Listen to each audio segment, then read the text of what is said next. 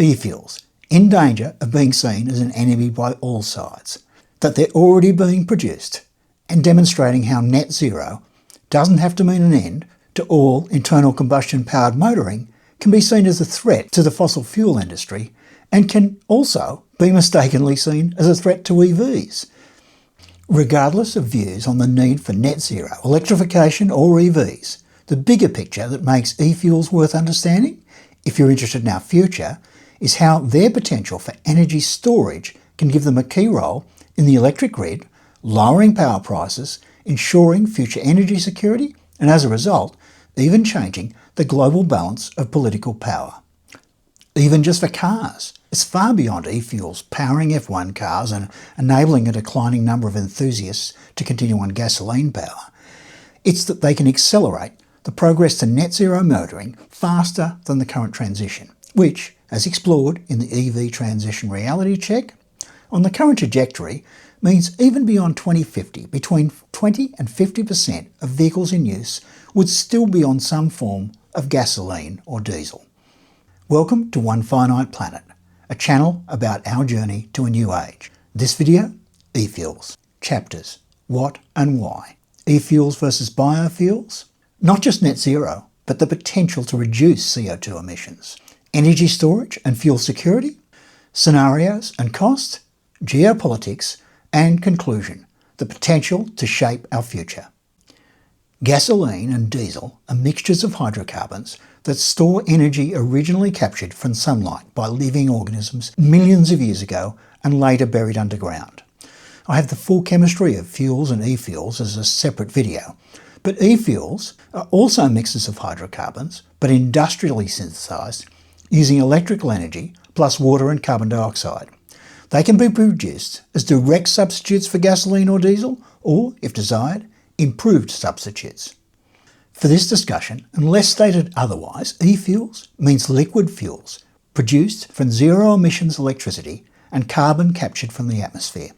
Technically, they're labelled in the EU as renewable fuel of non-biological origin, or RFNBO, but normally just pronounced as e-fuel. Note, while hydrogen as a fuel does have applications for rockets, but outside that specialist applications, liquid e-fuels are a lower cost and more practical way to store, move and use zero carbon fuel. That's the what, now the why. Why create fuel when you already have electricity? Is it lower cost? You only make e-fuels from electricity in order to use it later. It isn't about competition with electricity itself, but with stored electricity. E-fuels aren't an energy source, they're a way to store energy. The comparison is not really with electricity itself, but with other forms of stored energy, such as batteries. The first and key advantage is gravimetric energy density of gasoline and diesel fuels of approximately 12,000 watt-hours per kilogram, which is around 60 times that of current LFP batteries that are around 200 watt-hours per kilogram. The trade-off is efficiency. While extracting energy from liquid fuels for heating can be very efficient, direct competition with batteries, which requires completing the round trip back to electricity, is only 1/3 as efficient as using batteries. So the effective energy density gain becomes around 20 times over current batteries. Still very significant. But it's not just the weight and the space it takes up. Consider the cost of a huge battery versus that of a large fuel tank. In summary, when storage efficiency is the priority, batteries are ideal. When energy density and/or cost of storage are the priority, e-fuels can win. The more energy to be stored or moved, the more likely e-fuels become the optimum solution. For combustion engine car versus EV, there's the weight of the engine, gearbox, exhaust, etc. that now offsets most of the weight savings of e-fuels over batteries. Current combustion engine vehicles may still have around twice the range of EVs of similar weight, but while energy density of a hydrocarbon is fixed, batteries improve. While doubling battery energy density could largely close today's range gaps for most passenger cars, matching hydrocarbons in every application would require far larger improvements because the underlying energy density advantage of liquid fuels is much greater than just double. For cars and other vehicle applications such as aviation or shipping, the larger the fuel tank that's needed for liquid fuels, the more compelling to use liquid fuels as at least part of the solution. This also extends to energy storage depots where, for large-scale storage or when stored energy may need to be moved to a new location, again, the more storage required, the more chance e-fuels will be the optimum solution. Even when batteries do become the better technical answer for transitions requiring replacing existing infrastructure, existing vehicles and existing habits. Because liquid fuel storage and distribution already exists, e-fuels can help bridge that transition. E-fuels play a role in two transitions. Globally, the overall transition away from reliance on fossil fuels and the more specific transition for automobiles. While cars can be described as transport, the over 1 million visitors to the recent Beijing Auto Show didn't go just because they needed transport. The significance of cars beyond transport is a topic covered in dedicated videos linked in the description, but there are many reasons for people to be passionate about cars, including they're also a personal space, somewhere between a home and the outside world. They can provide independence, privacy, control, escape, status, identity, family time, and we enjoy the design, tech and performance. Any change can make people fear the subject of their passions is being taken away. And often, for many people, there is an association with the combustion power. This makes the role of e-fuels in keeping combustion alive critical to combating friction to an electric transition. Biofuels and e-fuels are both ways to make hydrocarbon fuel without simply digging up fossil carbon. The difference is how they harvest renewable energy. Biofuels use biology. Plants capture sunlight, pull carbon dioxide from the air and store that energy in biomass. We then turn the biomass into fuel. E-fuels use engineered systems. Usually solar and wind to capture the energy, electrolyzers to turn water into hydrogen, and then that hydrogen is combined with captured carbon to make synthetic fuel. E-fuels do not replace crops with electricity, they replace biological energy harvesting with engineered energy harvesting. That matters because the land use equation is really different. Biofuels require use of land that's suited for either crops, as pristine forest or rainforest. E-fuels don't reduce the ecological footprint. Photosynthesis is not a very efficient way to collect usable energy, and growing fuel crops can compete with food, water, soil, biodiversity, and land that might otherwise remain forest or habitat. Solar and wind can produce far more usable energy per unit area, and they can build on land less suited for farming or dense human use. Deserts, dry regions, windy coastlines, offshore areas, industrial land, or otherwise lower conflict locations. So biofuels and e-fuels are not just different fuels. Biofuels are best suited for making use of biological waste or resources that already exist and are underutilised, while e-fuels offer a pathway to creating an entire new renewable fuel production that can be scaled up to meet demand. Why not just stay with fossil fuels? Well, one factor is that while with fossil fuels, we have to work with what comes out of the ground, impurities and all. With e-fuels, it's like designer fuel, manufactured to the ideal specification. Unlike fossil petrol or diesel, e-fuels don't have to contain sulphur, heavy aromatics or other crude oil impurities. And they can also contain the ideal mix of hydrocarbons, not necessarily one molecule, but a narrow engineered blend. And the result is cleaner burning fuel with far less particulates and sulphur compounds and less other pollutants, including carbon monoxide and nitrous oxides. But the big news is using e-fuels not only doesn't add to CO2, it can actually reduce CO2 levels. While e-fuels aren't only about climate, just producing them takes CO2 from the atmosphere. There will always be some in storage, and while in theory you could manage to perfectly burn every single drop you ever make, which would mean exactly net zero, in practice the result will always be between a marginal reduction of CO2 and a more significant reduction when there's enough in storage. Yes, the good news for those who care is the adoption of e-fuels can actively help lower CO2 levels. This isn't a good reason to stop or slow the transition to EVs, as shown on screen as currently at 25%, as e-fuels still depend on the main focus being electric energy.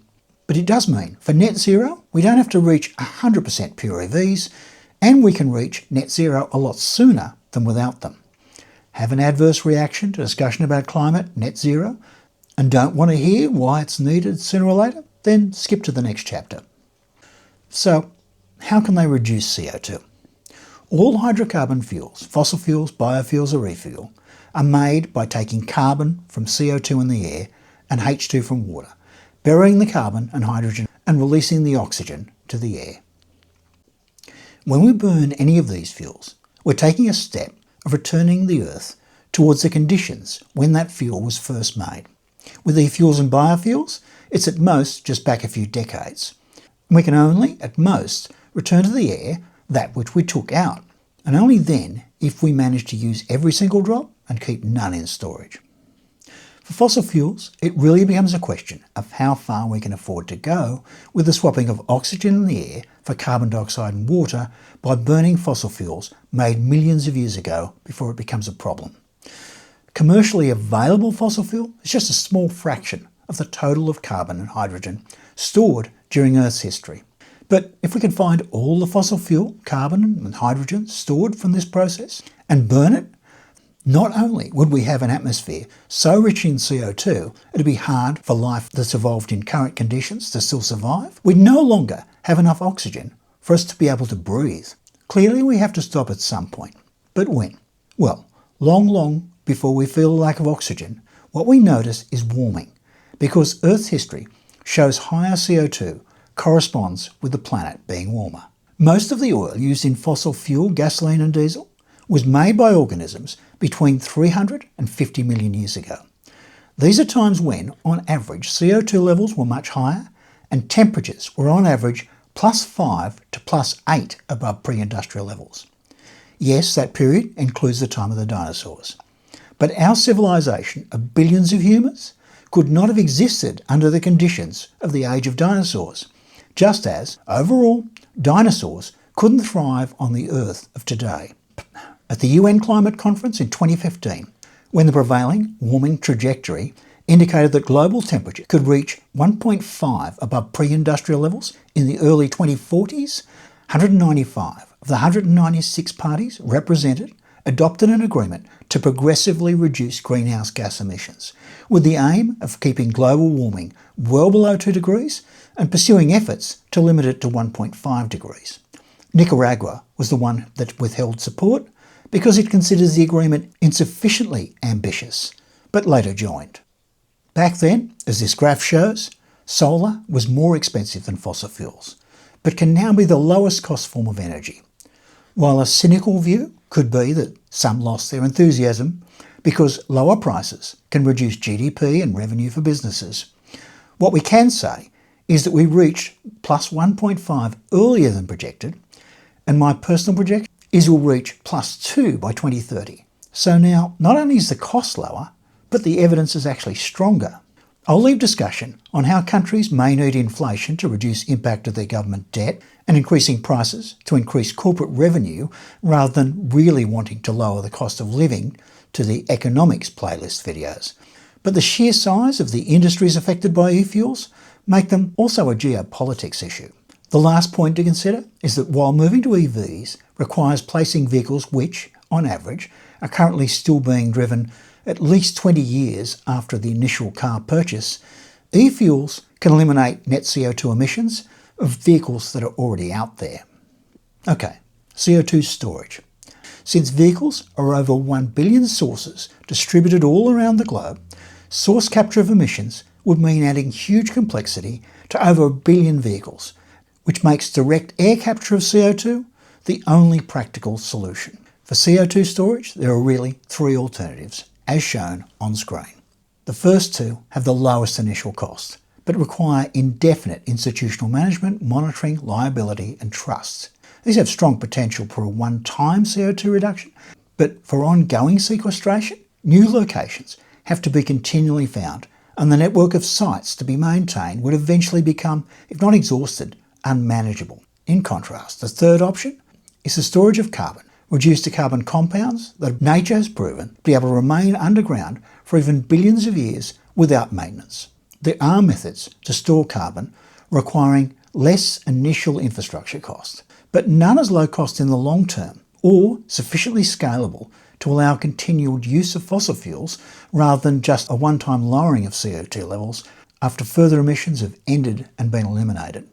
Of course, it would make little sense to dig up fossil fuels, refine them, transport them and then bury them, to then capture the CO2 produced, convert it back into hydrocarbon e-fuels and then bury those hydrocarbon e-fuels.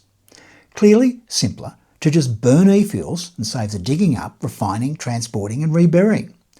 The point is, given sequestration using e-fuels would be the lowest cost way to sustainably run vehicles on fossil fuels, directly using e-fuels has to cost less than any sustainable continued use of fossil fuel. While sustainability is not the only reason to switch to e-fuels, or the only way they can be cost effective, it means if we ever do feel the economy can handle the costs of true sustainability, we already know a cost-effective solution. Energy storage and fuel security. It's 2026, and the recent Operation Epic Fury by the US and Israel in Iran has served to remind countries around the world that fewer than one country in 10 has a genuinely fully domestic petrol and diesel supply chain. Most countries, even including many oil producers, still depend on international trade, foreign refining, imported crude grades, or imported finished fuel. The first level of fuel security comes from having fuel reserves, which are effectively energy storage. What else needs energy storage? Renewables. Solar, and in particular rooftop solar, is rapidly becoming the lowest cost form of energy. I cover in other videos, linked below, how most countries could, given the motivation and sufficient energy storage, meet at least all their domestic home energy needs through rooftop solar alone. The big challenge has been energy storage, and it's not just the 24-hour cycle, which batteries can solve, but seasonal and multi-seasonal storage. Over 80% of the world's population lives in areas that receive at least 1.5 times more solar energy midsummer than in midwinter. Over 50% live in areas where that ratio is more than double. Leverage that lowest cost solar energy, and having even close to enough for just a mild winter means having way more energy produced in summer than is needed. Yes, some countries, China included, currently use significantly more power in summer, but that ignores that cooling is all electric, while heating is very often based on combustion. If you want net zero, then combust e-fuels directly for heat in winter, or go fully electric and use e-fuel generation for firming. What if you could build out solar to survive the best case winter and use the excess in summer to provide huge energy reserves using e-fuels? Using the excess can enable building sufficient reserves to power through the coldest, darkest winters. The electricity to power e-fuel generation in summer could become even better than free, since grids can need loads during their peak supply time for stability. Unlike other uses of energy storage, even if you already have enough e-fuel, just producing excess can reduce atmospheric CO2 levels. So you're going to have a lot of energy to store, and that can be expensive. Recall those key statistics: a 60 times reduction in gravimetric energy density. Okay, there's a 3 times efficiency penalty, but it's still 20 times. While in vehicles, plug-in hybrids can reduce the energy penalty gap to 2 times, and battery energy density will also improve. The key difference for that vast amount of energy is comparing the cost of an empty tank to a complex to manufacture battery. Once there really is excess energy, and there's no way to handle the variability of solar without, for at least half the year, there being excess energy, then the cost of storage becomes the most significant factor. The reduction in storage costs for e-fuels goes way beyond those weight savings. All you need to hold e-fuels is a large, ideally airtight tank. And while increasing battery storage requires, even on the lowest future projections, at least $10 for every kilowatt hour stored, that cost difference can be thousands versus billions, even before considering that reality is most countries already have fuel reserve storage. E-fuels are energy already in a usable form, and they are already distribution networks. Most countries could reduce their domestic energy costs and, as a bonus, meet their future transport gasoline and diesel fuel needs. Geopolitics of trade relations can be significant barriers, and while this can enable a transition to domestic rooftop solar that would improve living standards, remember that the economy can be booming during a cost of living crisis. Reducing consumer spending is done by reducing revenues to organisations with very powerful lobby groups, and removing costs for consumers can lower GDP and trigger stock market indices to fall. Compared to batteries, pumped hydro, or most other energy storage technologies, including even hydrogen, storing energy as e-fuels is usually overlooked. Yes, it's inefficient, which can be stated as a reason it's overlooked, but that misses a key factor. When input energy is free, the cost of the container matters infinitely more than the efficiency of the process. A system that's 70% efficient but requires a $10 million high-pressure tank will lose every single time to a system that's only 30% efficient but stores its energy in a $50,000 liquid fuel bladder. This is the ultimate economic justification for hydrocarbon e-fuels. They allow us to take the chaotic, overabundant, zero-cost energy spikes of 21st century energy power grid and store them using cheap, dirt-simple, mass-manufactured bulk storage of the 20th century. As soon as solar reaches the point where it can't otherwise be used, e-fuels become the best viable option. Given enough solar, they provide energy security and sovereignty. Scenarios. E-fuels could play three very different roles, and the roles depend on the relative cost. First, they could remain a scarce niche, like current F1 use or track days for people who want to be seen as ethical, or as an expensive fuel used mainly just to avoid an absolute ban on combustion engines. Almost all vehicles would still become electric, but specialist, historic or unusual vehicles could continue to operate on certified net zero fuel. Second, they could be produced at a larger scale and adopted because untaxed externals, the cost of emissions and pollution, become taxed, exposing the reality that in total, fossil fuels already cost more. E-fuels cost less than sequestrating the emissions from gasoline and diesel, but it would take a big move to enforce the cost of sequestration on fossil fuels and use the revenue to counter emissions. In this scenario, e-fuels would never cost less than electrical energy. So anyone choosing combustion would be balancing the increased costs of combustion fuel against the savings from retaining their current vehicle. Both of these first two options require relatively little commitment to changing the wider energy system and are solely about the transition to emission-free vehicles. As explained in the EV transition video, linked in the description, if we rapidly move to all new vehicles being EVs, the transition of over 1.4 billion cars already out there in the world would, on current trends, mean potentially only reaching 50% of EVs by 2050. So this can be a significant issue. Both still require substantial investment in fuel production, despite offering limited scale and relatively modest economic payback.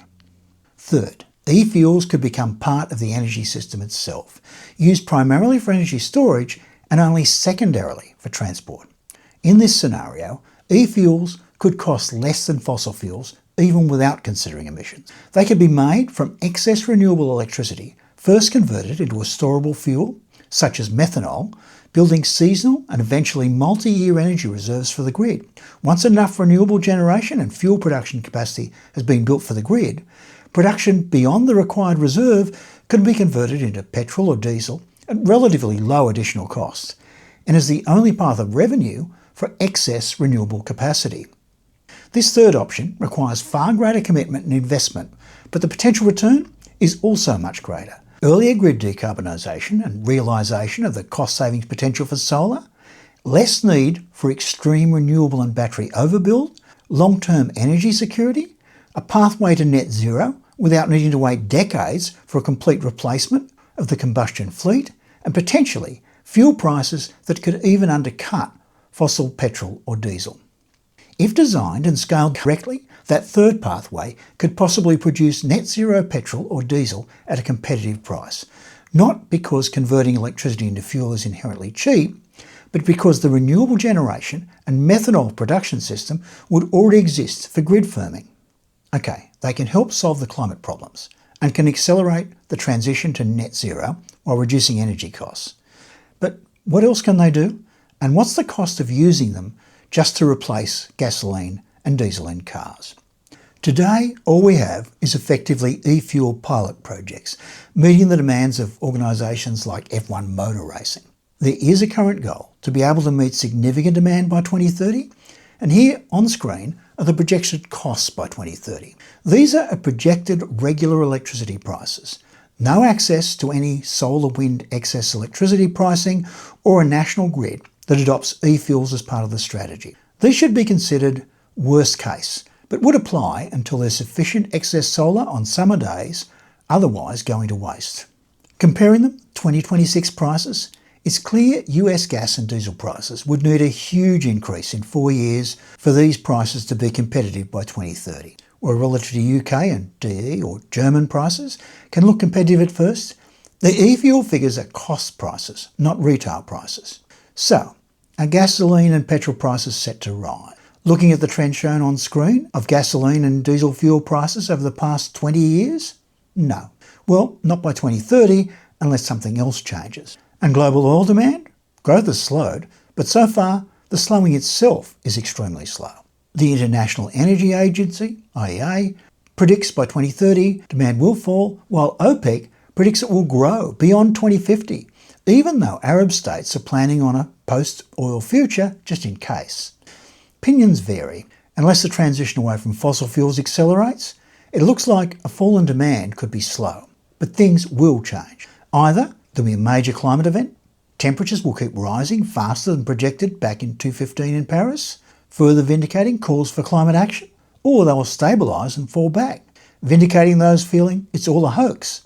Either is a change. Yes, rising global temperatures could also increase pressure to reduce emissions by pushing up prices, but any climate plan that requires moving to a higher cost solution is politically dangerous. EVs will continue to have lower running costs than combustion, but for the long tail of fossil fuel vehicles, while at least an arguably lower cost fossil fuel solution remains, unless the climate is far more problematic, e-fuels for a vehicle transition alone are a hard sell. Barring worsening climate, the case is all about energy storage as solar gets less expensive. This generates a separate business case that not only saves money on energy systems and lowers prices for e-fuels for vehicles, it can make countries energy independent, which becomes a geopolitics issue. In the end, whether the motive is fuel security and cost savings or climate, e-fuels are all about moving from fossil fuels to electrification.